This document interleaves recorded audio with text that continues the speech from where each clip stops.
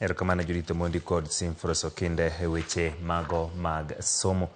Kawere gi mago en ni odiochieng' achiel tok nyamburko moro matie bwo kambi ma SuperMetro kelo tho mar achiel kuom jowuoth e apaya maduong' ma Thika Superhighway. Tend SuperMetro chiwo ote margi kotenore gi masirano. Kaluwore gi ote margi, gisechako timo nonro kendo dreba ma nyamburko no kaachiel kod tandboi osechungi e tich e Finyakidi lero. En Masira mosechwalo ichwang' e kind oganda jo Kenya mani en yo mane matanboi ma nyamburko nodhiro godo jawuoth moluar kendo wito ngimane e apaya maduong' ma Thika Superhighway. Nonro maka gi kacha oyango ni Gilbert Thuo ma jahigni 39 nyoyware kod tanboi ma nyamburko no ewi kwan omenda manyowinjore ochul. Kaluwore gi joneno, Thuo nyoni mana gi Sh50 machulo kar Sh80 manyowinjore. Thuo alikuwa akisema ako na 50 bob. Na yeye kondakta alikuwa akitaka 80 bob. Sasa sijui vile ilienda ndio amfurute nje. Walikuwa akiulizana 30 bob only. Kwa machielo, anyuola mar Thuo owacho ni chal makamano nyokaogi kod buok ahinya mani ok ging'eyo gimomiyo ng'ato nyalo timo tim machalo kamano ne dhano wadgi. Nasikishia kwanza kwa vile alitupwa na hiyo makanga kondakta Metro wamesema hiyo tabia lazima ikomeshwe kabisa. Pasije katika mtu mwingine kama huyo apate madhara kama hiyo. Gilit kod pek e chunye. Joyce Wamboi ma en min od Thuo olero ni wuon pargi nomakonegi kama duong' kendo ne pidhogi. Kwayo gi maduong' en mondo miyo obila otim nonro matut kaka yorno maneno ni giyudo ratiro ne watgi kendo chijno okawne okang' mager mar chik. Apate haki yake. Watoto wapate haki yao juu wamepoteza baba yao. Hawana mtu mwingine wa kuwapeleka shule na kuwapea chakula.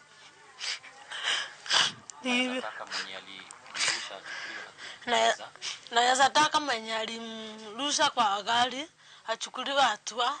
Namba mar garino ofweny kaka KDL 125N kendo tiye bwo mabul mar SuperMetro.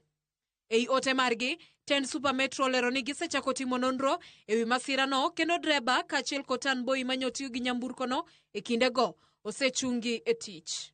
Nyamburkono gisani ni e tesend obila ma Kahawa Sukari kirito tim nonro.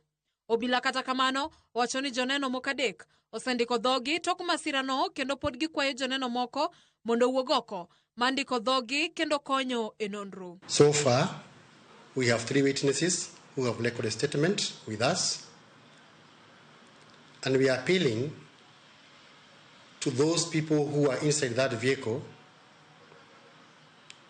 to come out and give us their statement on what happened inside the vehicle.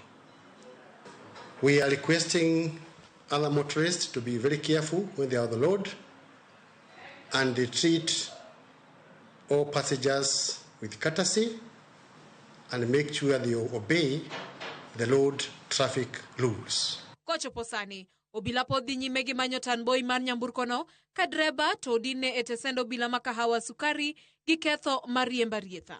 The vehicle was driven by David Delito Jambi, who failed to stop after the accident, where one passenger named Gilbert Thuo Kimani fell from the vehicle and he was overrun by the rear tire of the vehicle. The driver will be charged with the offense of causing death by dangerous driving. We are also looking for the tout who disappeared after the accident.